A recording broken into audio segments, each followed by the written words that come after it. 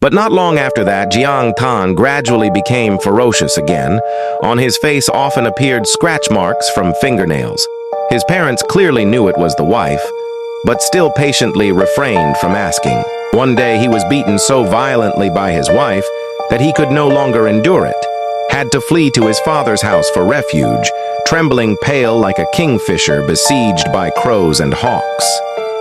The two old parents were still astonished when she stormed in, swinging a cane, rushed straight to him, grabbed him, and thrashed relentlessly.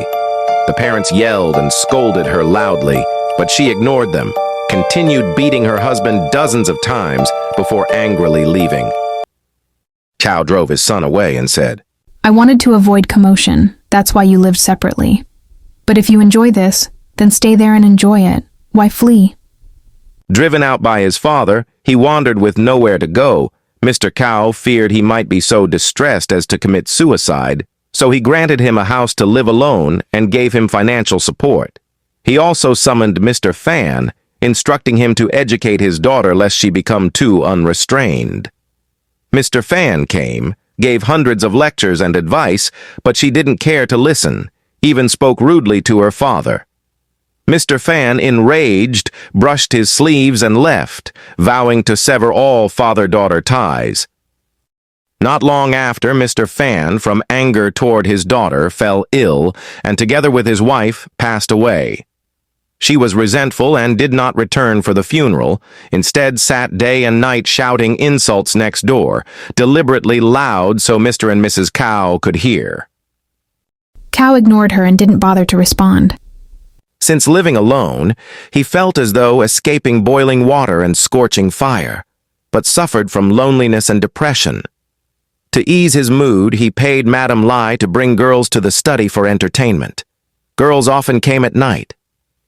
Before long, Jiang Tan found out, came straight to the study to scold him terribly. He tried hard to explain his innocence and pointed to the son to swear an oath. Only then did she relent. From then on, she watched his every move. One day, Madame Li came out of the study and she caught her yelling loudly. Madame Li turned pale, which made her more suspicious. She grabbed the woman and threatened, Whatever it is, speak the truth. Maybe I'll forgive. But if you hide anything, I'll pluck every last hair from your body. Madame Lai, trembling, said, In the past half-month, only Van Nuong, a girl from the brothel, came here twice. Just now, the young master said that the other day he went to Mount Ngok Ti, saw the legs of Mrs. Dao, so beautiful, he wanted me to act as matchmaker to lure her here. That girl is flirtatious, but she may not agree to act like a brothel girl. The young master insisted, so I thought I'd try to coax her. Whether it works or not, truly, I'm not sure. Seeing the woman spoke honestly, she felt lenient. The woman prepared to leave, but she held her until nightfall, forcing her to follow her plan.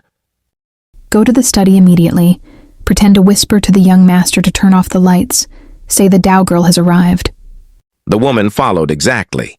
She then followed her into the room, and he, overjoyed, grabbed her hand and invited her to sit, expressing his yearning desires.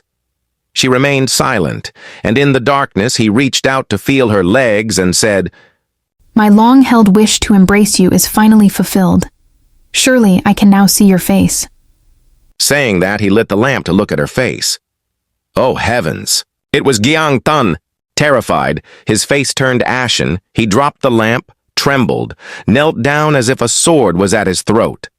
She grabbed his ear and dragged him to her room, took a sharp needle and stabbed all over his thighs, then forced him to lie under the bed, and whenever he woke, she would scold and recount his sins.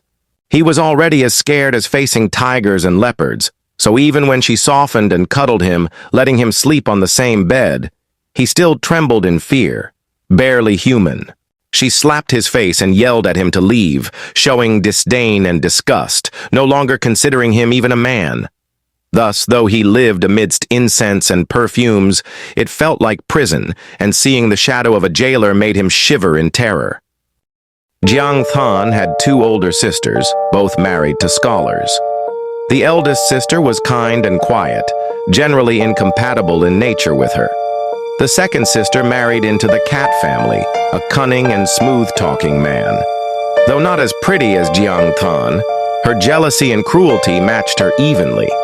The two sisters had nothing else to talk about except boasting about how they tormented their husbands, feeling proud. Hence, the two were very close.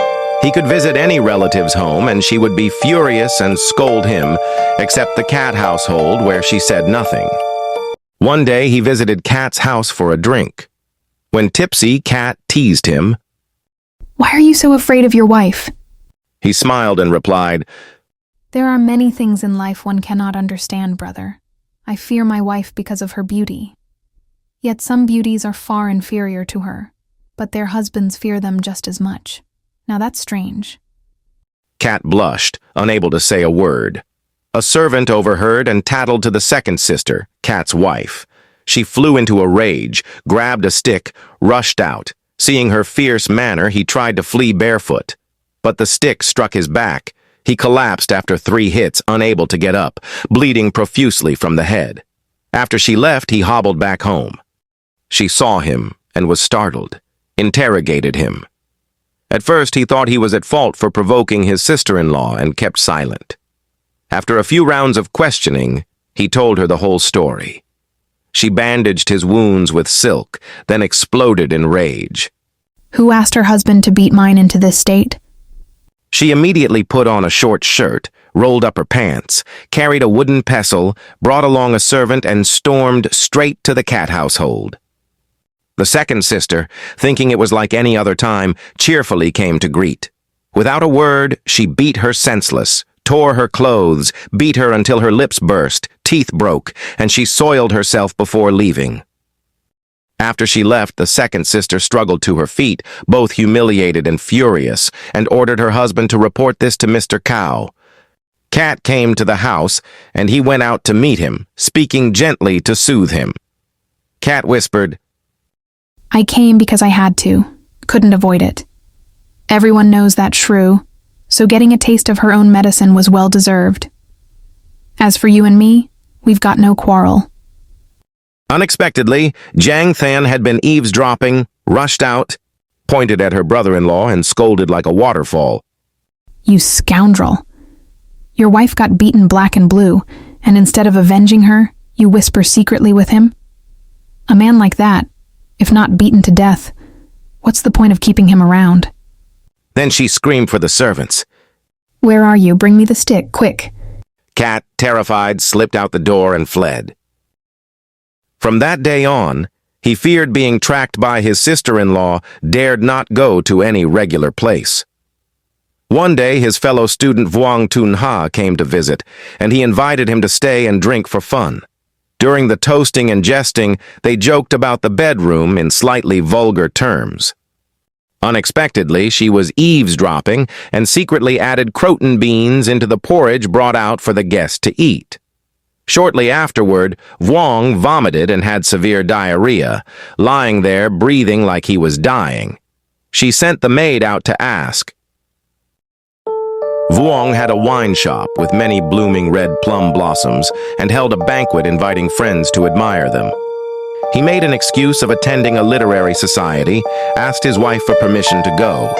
In the evening, already tipsy, Vuong said, A young courtesan from Nam Shuang just drifted into town. Let's call her over to drink and entertain us, shall we? Everyone happily agreed, except for him who stood up to excuse himself. The others tugged at his sleeve and said, Your tigress of a wife may have long ears, but even she can't hear what happens here. Stay and enjoy with us. We swear to keep silent and not leak a word. What are you afraid of? So he sat back down. Soon, the courtesan gracefully entered, around 18 or 19 years old, said her surname was Ta, named Phuong Lan, spoke charmingly and elegantly, enchanting everyone like mad. She seemed most interested in him, often casting glances his way. The friends noticed and made them sit side by side. She took his hand and traced a 5 in his palm.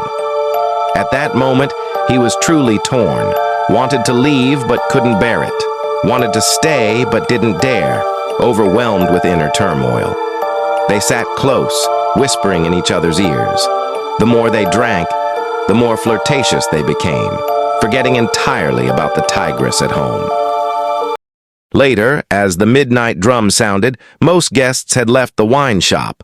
Only a handsome youth remained under the lamp, drinking alone, with a boy attendant holding a towel beside him. Everyone secretly admired his elegance. After a while, the youth finished drinking and left. The attendant followed, then returned and said to him, "Sir, my master waits outside to speak a word with you." No one knew who that person was, but his face turned pale. He didn't even say goodbye, rushed out in panic. The youth was actually Jiang Tan, and the attendant was the maid. The two had disguised themselves to spy on him. He followed her home, willingly lay down to receive whipping.